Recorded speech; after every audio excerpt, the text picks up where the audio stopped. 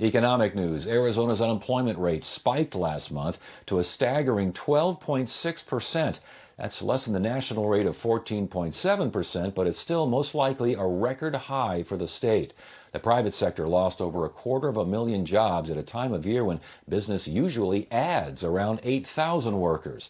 The leisure and hospitality sector was hit the hardest, followed by retail and then professional and business services. And disconcerting numbers from the U.S. Labor Department, as 2.4 million workers filed for unemployment benefits last week. That's actually not as bad as previous weeks, but it still means that over 38 million people have filed first-time jobless claims since mid-March.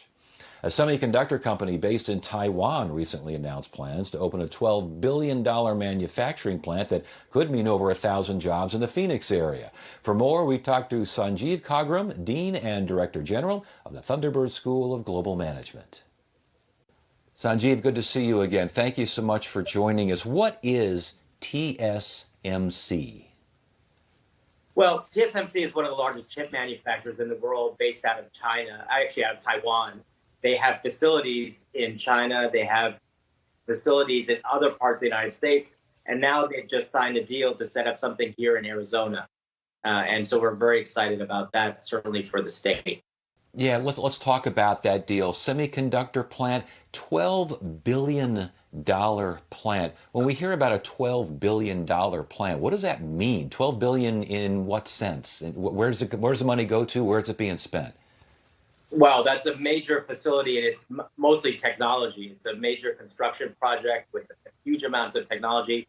They are going to be, like Intel, they're of that kind. And here in Arizona, we're becoming a real hub of the semiconductor industry. So with Intel, having TSMC here as well is really fantastic for the state. What kind of jobs are we talking about here?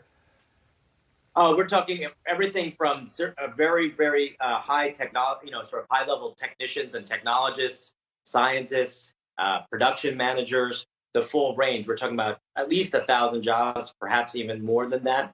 So very significant, high-level, high-paying jobs for our citizens here in the state. And that means, of course, with some of these folks, construction jobs, you get them and then they go off to another project if there is another project. They're one-time jobs. This sounds like folks are going to be sticking around for a while. True? Absolutely. This is for for a very long period of time. As far as a time frame involved, how long to build this facility? Well, they're estimating about 2 to 3 years. Of course, it all depends. We are still in this COVID-19 world, as you know, and so.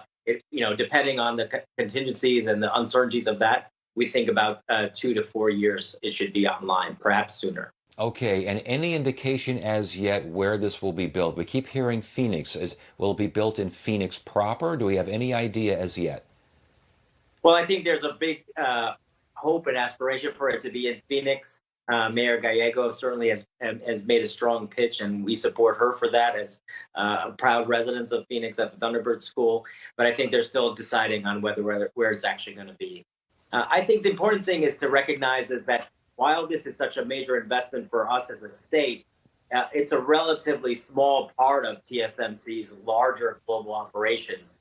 And so we're excited as this is, I think we should all be, and thanks to Governor Ducey's leadership, that this is a first step. Hopefully we'll build into more over the medium term and longer term. Yeah, relatively small step. But then again, it did catch the attention of Secretary of State Mike Pompeo, who mentioned the facility and the planned facility in terms of the U.S. and China and what seems to be a technology war. Talk to us more about that. Well, there's no question that there's a political dimension to this. Taiwan, as we all know, is under the sort of the control of mainland China, and is seeking to continue to be engaged in the world. TSMC is one of the largest companies in Taiwan and is considering also its role in the global business world, in the chip world.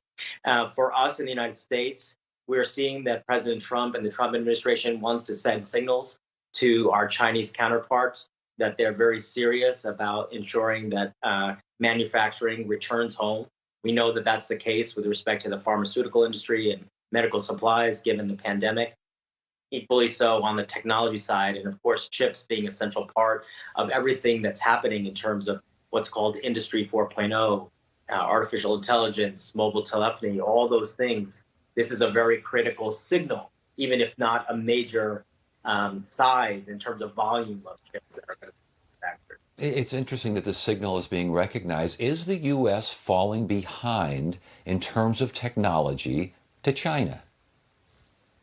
I think that it's fair to say that it is a very close race right now, and that the United States needs to actually gear up pretty significantly in order to stay in this race and be successful. Um, we're hopeful at the Thunderbird School, as you know, we believe that global cooperation will lead to greater success for all around win-win solutions. We believe that it's great to have this great company joining us here in the state. Nonetheless, we hope it also helps us foster more collaborative relations because there's no reason it has to be a win. One side wins, the other side loses. There is a lot of tensions, as you know, around Huawei and some other Chinese companies that the Trump administration is concerned about. We want to see that this leads to further cooperation rather than competition that could lead to everyone losing out. And yet, Secretary of State Pompeo says that this does bolster, U.S. national security. Real quickly, before you go, are there water concerns with a manufacturing plant like this? We're in a desert here, and we got water concerns and water issues all around. For a plant like this, what are the water requirements?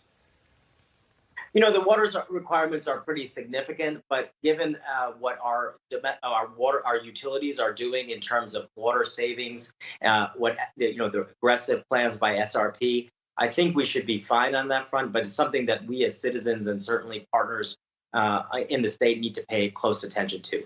All right, Sanjeev Khagram, Thunderbird School, always a pleasure. Thank you, sir. Thank you. Stay safe and healthy. All the best. Up next, more encouraging economic news for the Valley, this time involving